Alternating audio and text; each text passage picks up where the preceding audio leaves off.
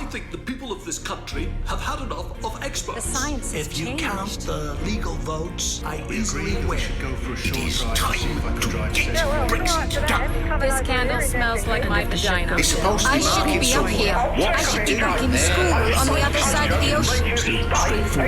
What the fuck is going on? Part of the Acast Creator Network. Hello, I'm Mark Still. Welcome to my podcast, the first of the year, where each week I ask the question, what the fuck is going on? What the fuck is going on? Prince Andrew has a new strategy. His latest attempt to avoid court is to argue that the woman accusing him once received money in a non-disclosure deal to keep quiet about similar crimes from the man convicted of arranging them. Now this to me seems an unusual line to take, to say, I didn't do it, and it's not fair because she promised that she wouldn't mention it, the thing that I didn't do. I might try something similar next time I get a fine for driving in a bus lane. I'll say, you can't fine me because before he died, my mate Osama bin Laden signed an agreement with Lambeth Council saying that no one else could get done for performing an illegal left turn at Streatham Common. Now, many people suggest that they love the royals because at heart they're just an ordinary family. So we should be grateful for the extra effort that Prince Andrew has put in to make them seem not just ordinary, but like the family on the housing estate that everybody signs a petition about to get them evicted.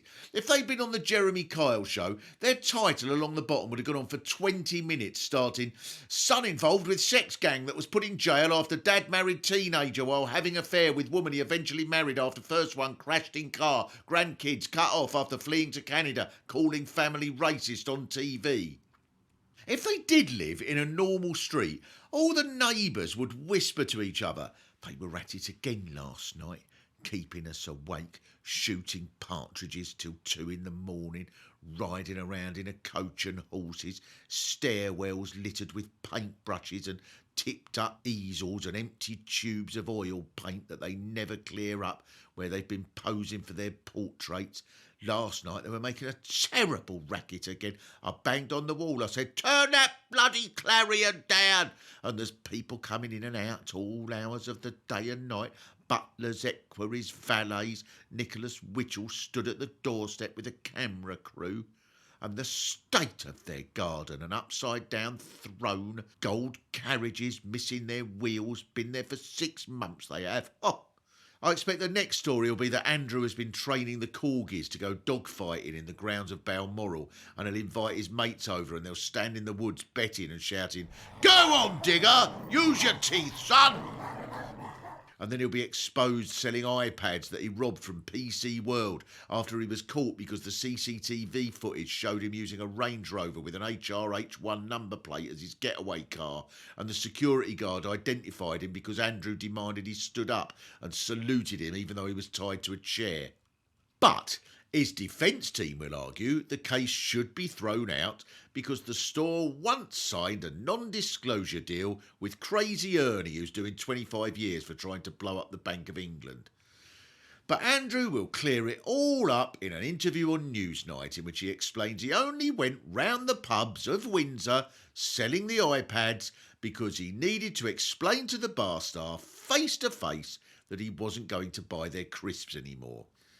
Now, the Queen has reportedly been paying his legal fees, but she needs to go further to complete the image. She has to arrive at the trial screaming, he's fucking innocent, you slag!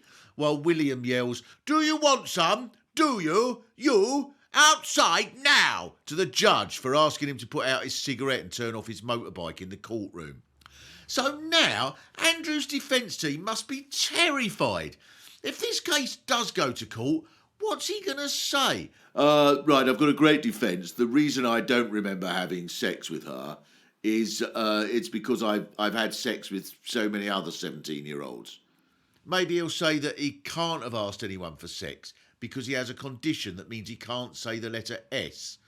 It's a condition that I developed in the Falklands when I was shot by a sniper whilst having sex with a seal. Or he'll say, it couldn't have been that day because I was playing for West Ham in a game against Manchester City. And Well, the odd thing is, I mean, everyone in the stadium and everyone watching on Match of the Day, they'd all been to the Falklands and they'd all been shot at, which means they have had a condition that means they can't see, which is why they haven't come forward as witnesses. And then he'll eventually go, no, hang on, no, I've got it, right, here's my alibi, yes, this is the one. I was in space that day. I remember distinctly, because it's the only time that I've ever been in space. And, well, we were shooting aliens. Just a straightforward alien shooting weekend. What the fuck is going on? This week saw the start of a new series of The Apprentice. Now, I'm not an expert on The Apprentice, but luckily we have with us someone who is, George Galloway. Let me put it to you, Lord Sugar. Your latest collection of dysfunctional popinjays serves only as a smokescreen to obfuscate the operational inadequacies of your own corporate career. Your claims of entrepreneurial acumen contrast with the harsh reality of the Amstrad PCW 9512, which I myself purchased from Dixon's in 1988, which has now singularly ceased to function. Your scripted badinage and moronic tasks, such as marketing a left-handed oven glove, cannot disguise the fact that had your computer been manufactured by the workers of Cuba, it would still be in magnificent condition, as indeed is the titanium cigar lighter given to me by Castro himself, although the unfortunate misspelling of my name as Galloway on the inscription is still a profound matter of regret. That, Lord Sugar, if that is indeed your real name, is why I will not be tuning in to your latest series, but shall instead be catching up with repeats of Bullseye on Challenge TV.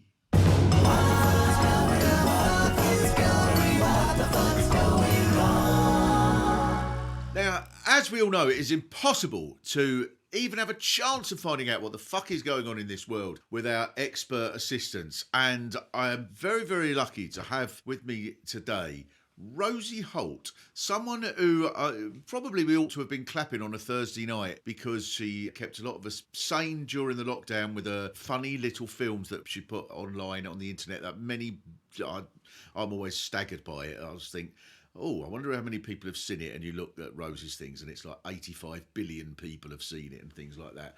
So, Rosie, hello. Hello. Thanks for having me. I hope you have some idea what the fuck is going on. First of all, there's that marvellous sort of character that you do of the people that are just... so I love the fact she's so self-righteous, this person that you sort of do so many times in your clips. And she's so sure of herself. And there's no doubt at all when she's sort of like explaining what she thinks, what the fuck is going on. Yeah, she was the first time she emerged was actually, we've come full circle, because it was when they were pulling down statues. That was, what, two years ago? And basically, I think Sadiq Khan had posted something about how they were taking down a statue. And there was all these really angry comments underneath of people going, you're ruining history and this is fascism and not democracy and all that sort of thing. And they were very funny. And I thought, oh, great, I'll just make a video where you just follow through the logic on everything they're saying. So, you know, she's sort of saying they're erasing history and people really took to it, which was great. And also she's a mixture of certain people that you kind of see online anyway, talking, as you say, very assuredly about certain subjects. Yeah. It doesn't matter how much sort of hypocrisy there is. They're just like, yeah, whatever, I'm saying it. And yeah, I'll say something completely different 5 minutes later. And I find that very funny. The marvellous thing, because in a way, sometimes you think, oh, a certain argument is winning. You could get annoyed, but it's winning. So the argument for getting rid of these statues is winning. You can tell because nobody seems to say, it's absolutely right that we keep statues of the... But they go, it's history, which they can't mean that. But that's what's so great about it, right? It's because it gets so hysterical. You know, you've got people going, no, but Colston did loads of good in the world as well. You know, it's lots for Bristol. And we should respect that. And he was just a product of his time. And you go, why are you getting so het up about Colston? Did you know who he was a year ago? I mean, probably not. Yeah. So, in fact, you could say when people say, oh, these statues, they help us understand about these people. Really, it's the people who've toppled him that have made us understand about him because these people had never heard of him. So by making him part of the news, they've helped with history. That's all right, isn't it? Yeah. Yeah. And I love it, well, as you did in your video, that was brilliant. You know, where will it end? All that. Where's it going to end? Where's it going to end all this? It'll be Bobby Moore next, once you're on that slippery slope. No one is safe. Yeah. But now, what I think is also funny, and I think this because it happens to me as well. So you put your videos up and they're all like funny characters.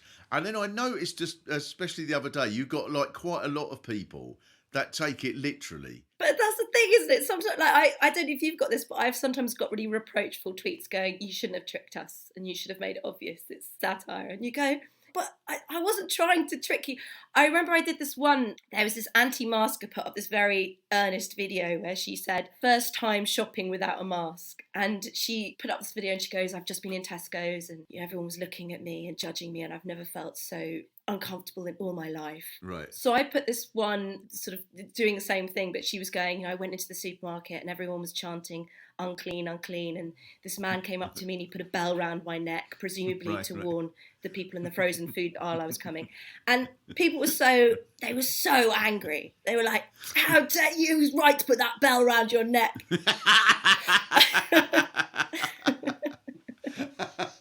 Do you ever reply to them? No, I don't see the point. I just let them get on with it, really. Yeah. I wonder whether there is anything on either side. I mean, I was saying that you could put on the internet, you could put anything. Here, do you know what I've heard? There's no such place as Ipswich. It's just made up. And then anyone who said, no, I've been there. No, you haven't. You're one of them. And that's how I feel with this is now. I almost get more pleasure annoying those people. Yeah, my cousin messaged me and he said that he'd responded to someone who'd said that they said that I'd written racist articles in the Daily Mail. And he was like, I don't think this is it. And they went, oh, how interesting that you're more prepared to defend her than criticise racism or something. And do they think they're helping? Oh, no.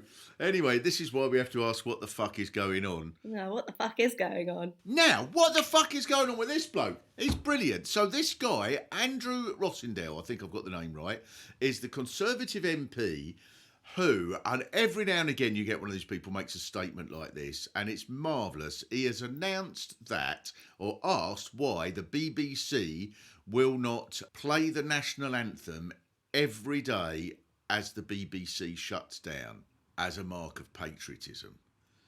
Now, the first flaw in this is that the BBC hasn't shut down, has it? It doesn't shut down at 11 o'clock. It must be about 1969 the last time that happened.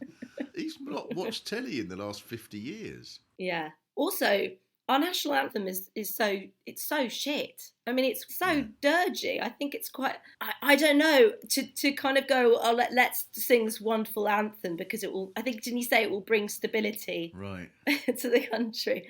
Sort of like when your nan dresses you up in something and goes, don't you look great now? Don't you feel great? Isn't this wonderful?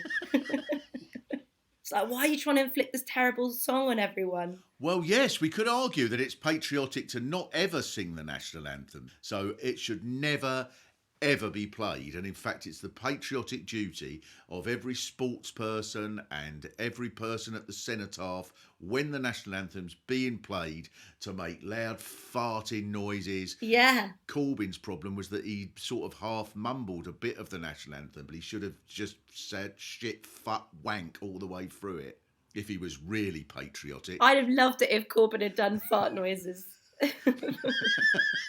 Well, he might as well have done, mightn't he? Well, yeah, or raised a big Palestinian flag. And going, that's patriotism. Yeah, because our national anthem is so shit that I don't want any. How dare we sing this shitty, fucking awful song over our fine dead soldiers? They fought in the Somme just so that we could sing this wank over the top of their fucking dead bodies. Why didn't he say that? Yeah, I will do farty noises. I will do farty noises aggressively and patriotically. Yeah. Yeah. I feel sorry for the BBC because I feel like it's just another thing to kind of new to them. The fact that he's going, let's impose this on the BBC. Because the BBC, I feel, gets a lot of stick from both the left and the right for various things. But they seem to me to be more and more in thrall of the government as time goes on. So part of me listened to him saying that ridiculous thing, and I thought, oh God, what if they do make the BBC do this? It's like, did you see that? There was Tim Davie of the BBC got interviewed by this Tory MP who was accusing him of not putting enough flags in the BBC. Oh, right. And it was so mad. And he was going, how many flags do you think's on this page? And Tim Davie was like, oh, I don't know. And he was like, only 4. It was just insane. Four's not enough. 4 flags on one page isn't enough. 4's not enough. You need 15. You need 15 if you're going to be patriotic. We're not going to shut you down, BBC. So there's just the BBC should just be a flag, and Strictly Come Dancing is just that you don't even nose on. You can just hear them clip the feet doing the tango to the national anthem behind a flag. And Antiques Roadshow, the only thing you're allowed to bring along is a flag. Yeah, that's patriotism. Robert Jenrick would be like, yes, that's patriotism. Yeah. Rosie, very important, before we wind up. Yes. So, very important that you plug the things that people can't come to do because they cancelled for another year. So, what is it that you've got that people can or can't go to? Oh, thank you for this opportunity. So I had a work in progress show at the Volts Festival, which is no longer, but I'd really like to plug it and to people to just maybe sort of take a minute's silence on the nights it was going to be and just think about the show that never was. They could do that. That'd be great. God. And it'll have its own national anthem. Yeah. Rosie, it's been absolutely lovely to speak to you in person. And may you make many more millions of clips for the internet that people interpret in entirely the wrong way. Thanks, Mark. Oh, what the fuck is going on? The New Year's Honours List was announced recently, and some people have been very upset by it, especially this woman who I overheard the other day in a cafe.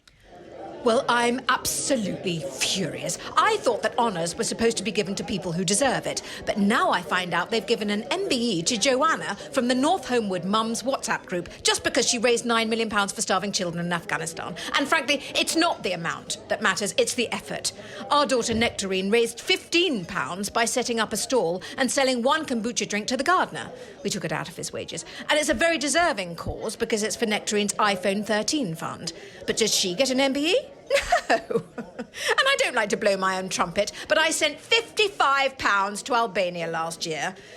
Tara from the spin class said yes, but that was your nanny's wages for the year. Well, I still had to send it via Western Union, which meant I had to go to Sutton High Street. So then I had to have a spa weekend to get rid of the smell of the chip fat in Iceland. And if Joanna gets an honour for that, well, then Colin should get at least 3 MBEs for services to marketing Pringles in the whole of the Reigate area. I'm sure that's what's upset Colin. He was acting very strangely over Christmas. I tried to WhatsApp Joanna privately, but it's still on 1 tick, because apparently she's off in Afghanistan building a well in a village. But that's the trouble with some people. It's just me. Excuse me, could you sign my petition? Is to get someone stripped of their MBE. What the fuck is going on? So this is one of my favourite parts of the week, where I get to try and encourage people to book tickets to come and see things that I'm doing so that they can then be told it's been cancelled because there's another variant of coronavirus that has come through. Who knows what the location for the next one will be? It's come from Turkmenistan and it's got some extraordinary Latin name, and it will mean that you won't be able to go to it. On the off chance that you are still allowed to go to things, I'm be at East Grinstead on the 22nd of January, and then I'm going to Hereford and some of Tewkesbury, I believe, although that may be sold out, but, you know, then there's probably the age of my audience. I think it's worth still trying to buy a ticket because some of them won't make it till the date that I'm supposed to be there. And also my book, Who Do I Think I Am, is out now on Audible, and it's not a book in physical form at the moment, but it is in the form in which I've read it for several hours, and all you have to do is go onto Audible and go onto a link and do a series of things that I am completely incapable of doing. But if you can get through all that, then Who Do I Think I Am? It's the story of my adoption and how I am the rightful heir to be the King of Spain. Things like that. Also, so many people have sent in marvellous little suggestions of what we should try and find out what the fuck is going on about it. For example, @Alexandra Smart says, the internet has been patchy over here in Kazakhstan, so I don't even know what's going on locally. I did see a bunch of Russian planes though. Hopefully it's the engineers from overseas to sort out my connection. So foreign listener has web issues, could be a story.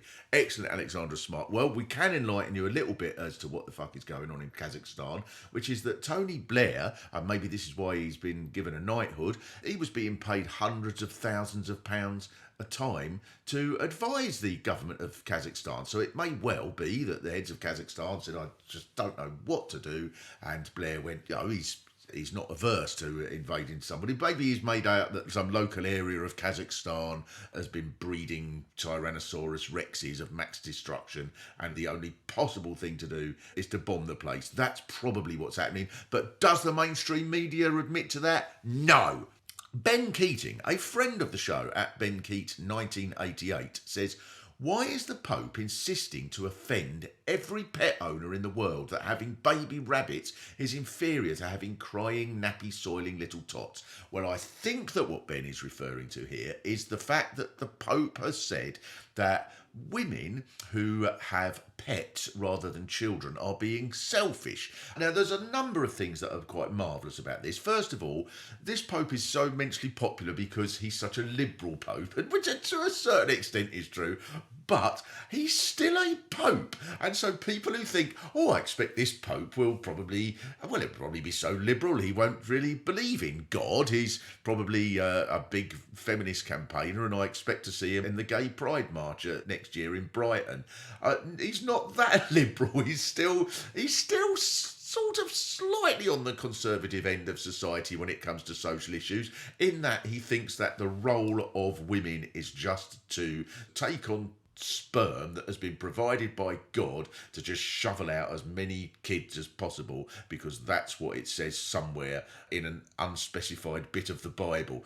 And, of course, this does link with the Kazakhstan story, because Tony Blair, after he stood down as Prime Minister, became a Catholic. So maybe Blair will be the next Pope. I did think when he became a Catholic, I thought, pity the poor priest who has to listen to that bloody confession. 3 fucking days and he's not even good as far as Iraq. Stuart Birding says, does the fact that goldfish can now drive mean we can look forward to the era of the aquatic chauffeur? Now, I'll be honest, Stuart Birding, I had to look this up, and it is true. So, this is the sort of thing scientists should be doing, because everything else in the world is pretty much sorted. We've got the climate under control. There haven't been any diseases or viruses for many, many years that have caused us any trouble whatsoever. So, of course, what scientists should be trying to do is find a way for goldfish to be able to drive. And it is true that they have done, I don't know, a goldfish gets in a bowl in an aquatic car. That's probably one little problem they've got to try and sort out before they can make it useful to the rest of us. Either they'll have to get the goldfish to work without water, or redesign humans so we have gills. But this goldfish can drive a car. But the goldfish have, famously, the whole point of goldfish is it's got a memory that lasts 5 seconds, isn't it? So it's just going to go mirror, signal, mirror, I suppose, next, is it? Mirror? Have I signalled? Where are we going? Why do they do this? If there is anything else you want us to find out what the fuck is going on with it, then please let us. I think we've cleared up all of that. But once again, the mainstream media won't bother to put those answers on BBC One on the 10 o'clock news. I blame Hugh Edwards.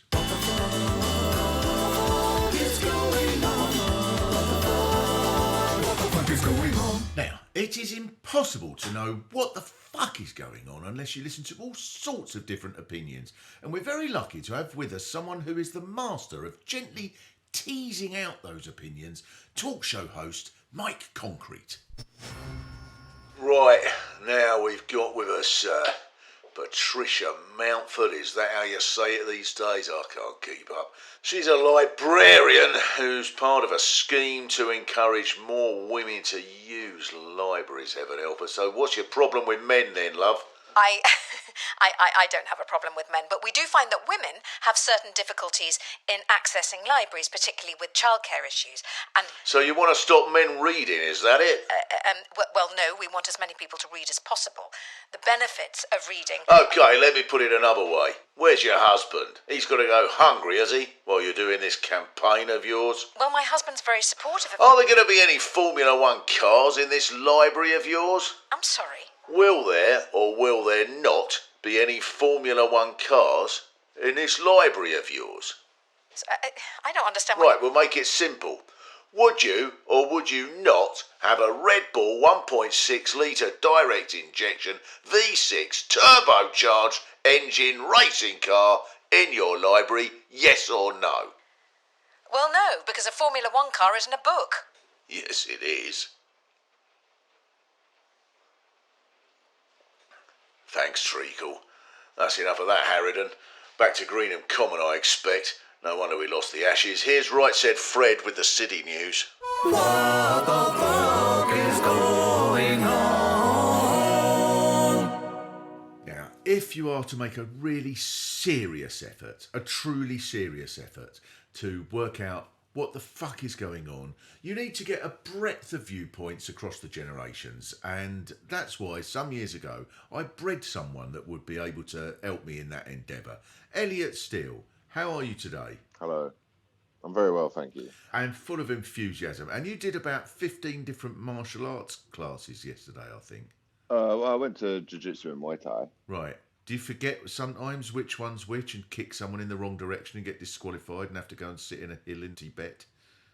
That's a very racist view of what martial arts is. Now, what are young people talking about at the moment?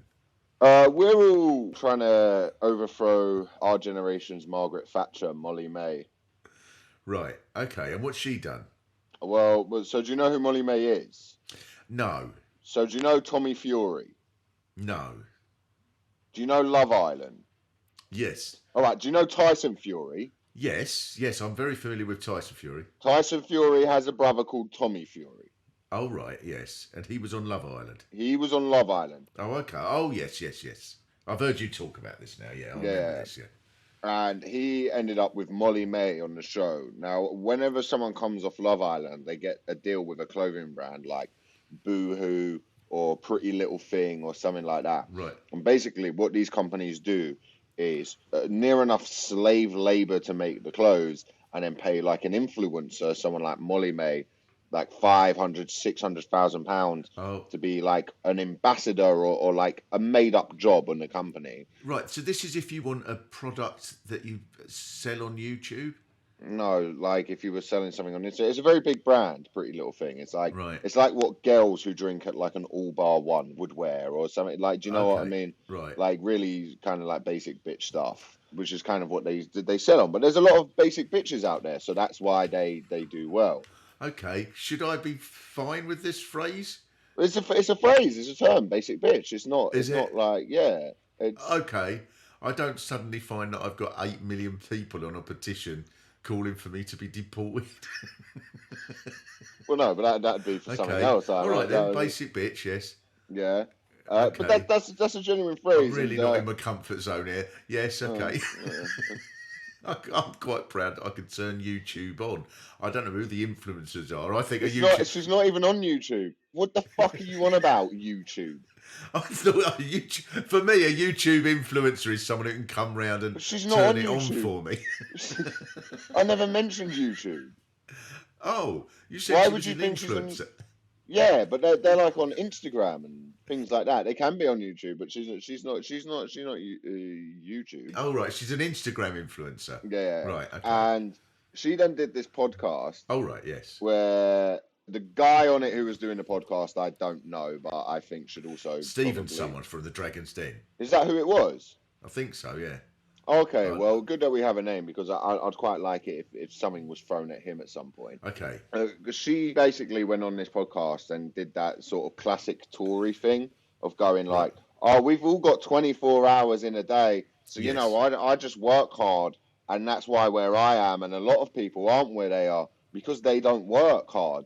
And it's like, well, no, you moron. Not to say she doesn't put effort in or anything, but that's not why someone who's working 2 jobs to pay off a credit card debt isn't the head of a clothing brand. That's not how it works. People are extremely unlucky in circumstance through no fault of their own. What did she do to become head of the clothing brand? She got railed on Love Island. Right. By Tommy Fury. Right, and that's what... So she's... Because she said I've worked my arse off, didn't she, on this podcast? Well, technically, she kind of did if you watched the episode.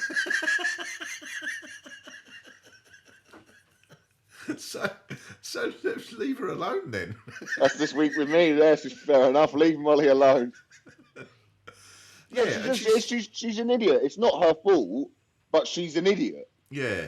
She goes out with an idiot. It's the problem with my generation is there's this whole idea of hustle culture, and it's basically like you need to be grinding all the time. You shouldn't be sleeping. You should be doing this. Here's how you should be making incomes from your hobbies, and it's just another sort of old conservative thought repackaged in the idea that if you haven't got stuff in life, it's not because there's a system where, like, let's be honest, we're watching the American empire collapse at the minute. We're in the middle of an empire collapsing.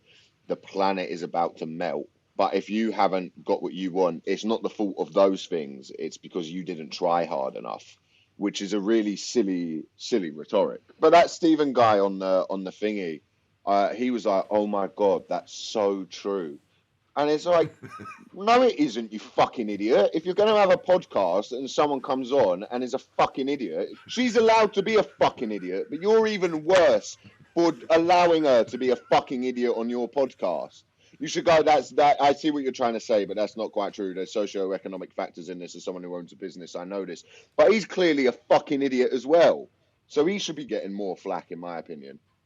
And thank you very much. That was Thought for Today on Radio 4 with Elliot Steele, vicar at St. Joseph's in Petersfield in Hampshire. Thank you very much, Elliot Steele. What the fuck is going on? Thank you so much for listening to this podcast. If you've liked it, please subscribe, rate it, and if you can be bothered, write a review. And if you can't be bothered, as you know by now, definitely write a review. There are so many reviews up there already from people that can't be bothered to write them.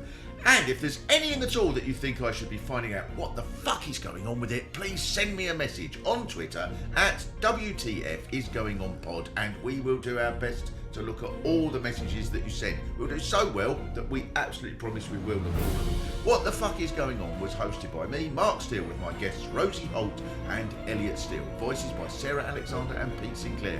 Written by Mark Steels, James Serafinovich and Pete Sinclair. Music by Willie Dowling. It was produced and edited by Scott and Matt at Podmonkey. What the Fuck Is Going On is a co-production between Podmonkey and Consec Industries.